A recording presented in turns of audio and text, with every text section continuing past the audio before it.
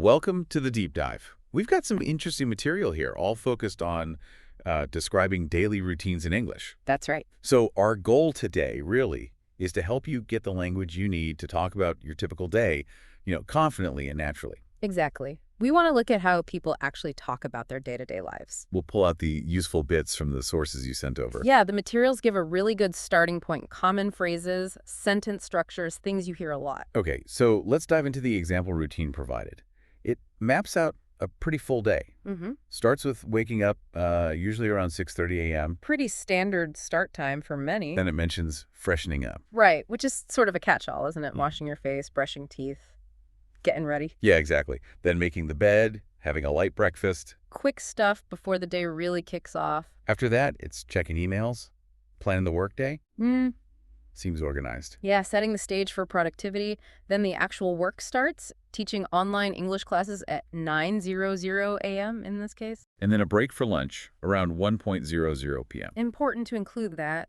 Taking a break. A little relaxation time, then back to work until the evening. Seems like a typical work structure for many remote or flexible jobs. Then maybe a walk or some light exercise later on. Good to fit that in. Dinner, and then winding down maybe reading or, interestingly, watching English videos. Which is great practice, tying it back to language learning itself. What's useful here is how it breaks down some common phrases, like usually wake up at 6:30 a.m. Right, that word usually. It's small but important. It tells you this is the norm, but, not every single day. There's flexibility. Exactly. Life happens. And wake up itself, just the act of opening your eyes, getting out of bed. Yeah, not the groggy bit before. Then freshen up. Like you said, it's efficient. It is. Avoids listing every little bathroom activity. Keeps it concise. And make my bed. Simple action, but it signifies starting the day right for some people. A sense of order, perhaps. Then plan my work schedule. Again, emphasizes organization. And take a break.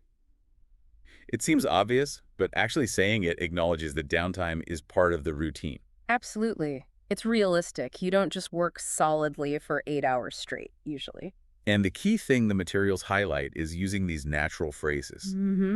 That's crucial. It's what helps you sound, well, more like a native speaker, more fluent and confident. Right. You wouldn't typically say, I shall now proceed to cleanse my face and teeth. Definitely not. You just say, I'm going to freshen up. Simple, direct. That's the goal. Using the kind of everyday language people actually use with each other. And the practice sentences in the materials show how you link these phrases. Yeah, they string together nicely. I usually wake up at 6:30 a.m. After breakfast, I check my emails. Simple connectors. I take a break at 1:00 p.m. for lunch. In the evening, I go for a walk. After dinner, I like to read or watch English videos. See? It flows. It really does. You can easily build a description of your day using just those basic structures. So the main takeaway here is that you've got some very practical tools now, vocabulary, examples to talk about your own routine. And like the sources say, practice is key.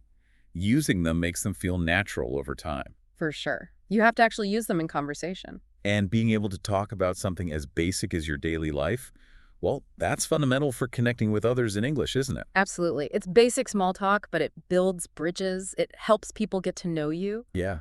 Makes interactions much easier. And it makes you think. Just describing your simple daily actions, how much does that reveal? That's interesting. What do you mean? Well, think about cultural differences. What someone includes or emphasizes in their routine description might subtly hint at their lifestyle, their values, maybe their cultural background. Ah, I see.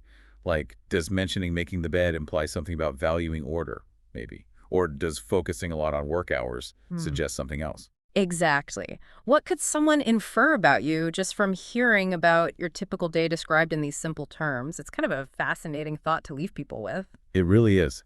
Something to ponder.